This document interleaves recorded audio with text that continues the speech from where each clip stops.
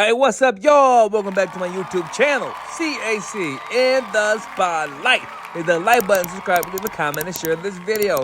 This man here in this video, he's going to share how the rest of the world view United States citizens. In this case, Europeans. I'll come back and end with my commentary. Today I'm at a grocery store here in Nice, France, and this guy walks up to me and he says, you American? And I said, yeah. And he goes, what the hell are you people doing? And I said, I know. He says, well, it's crazy. He never mentions a name, but he keeps talking about the situation in America and how wacky it is. And so I kept talking to him, and we were talking about it. He goes, you know, the world is watching you guys and what you're doing and how you're doing it. So you got to be very careful. And I just thought it was interesting because we never mentioned a candidate. He walked away. Later on, he walks back up to me and he says, you know, we never talked about who it was you were voting for. He goes, and I don't want to make you mad. He says, but you are voting for Trump, right? And I said, yes. And he said, good, because the whole world is waiting and your country looks like they're just absolutely insane. So yeah, it's one person, but I thought, wow, what does that say about the world we live in? The whole world is watching what we do. Are we gonna be stupid? Or are we gonna do something sensible? This man said a lot in this video just now, and it's all true. Truth be told, the USA is the laughing butt of all jokes around the world. But unless a person leaves the USA, goes abroad for these different experiences, they would never understand and they would never know just how negatively the USA's appearance value is perceived to be by different communities and different cultures. Just to give you an example of what I'm talking about here, let's listen to what the former president of the Philippines, Rodrigo Duterte, has to say about the USA. America has 1 too many to answer for the misdeeds in this country. Look at the human rights of America along that line. The way how they treat the migrants there. I do not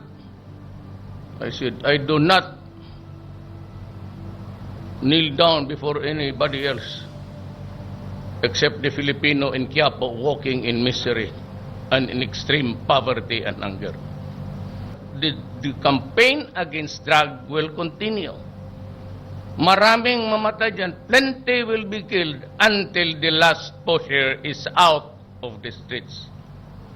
Until the drug manufacturer is killed, we will continue, and I will continue, and I don't give a shit about anybody observing my behavior.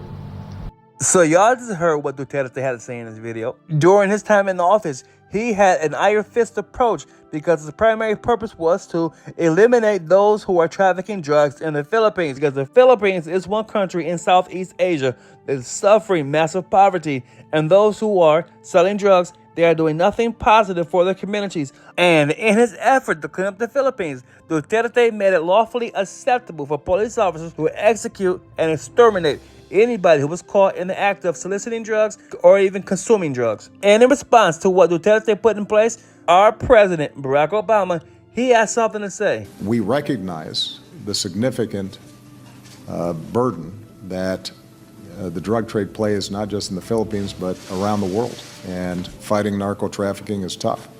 But we will always assert the need to have due process and to engage in that fight against drugs in a way that's consistent with basic international norms.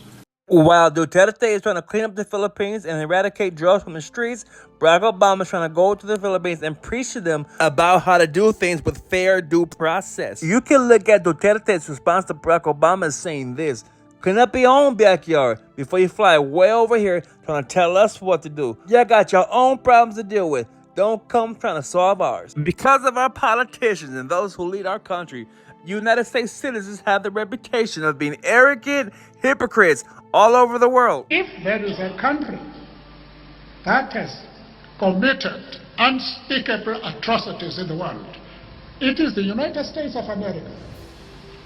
They don't care. They don't care for human beings. 57 years ago, when Japan was retreating on all fronts, they decided to drop the atom bomb in Hiroshima and Nagasaki killed a lot of innocent people who are still suffering from the effects of those bombs. Those bombs were not aimed against the Japanese. They were aimed against the Soviet Union to say, look, this is the power that we have. If you dare oppose what we do, this is what is going to happen to you. Because they are so arrogant, they decided to kill innocent people in Japan who are still suffering from that. Who are they now to pretend that they are the policemen of the world? Bringing it back to a point that was mentioned earlier in this video presentation by that white man who was traveling throughout Europe and France.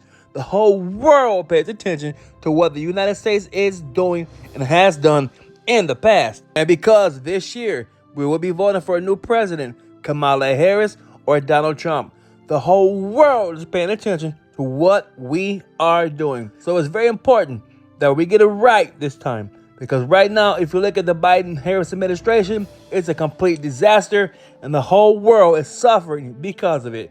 So listen, if I made it to this point in the video, hit the like button, subscribe, leave a comment, and share. I'm telling y'all, in this presidential election in the USA, we got to get it right. I'm voting Trump, Donald Trump, 2024.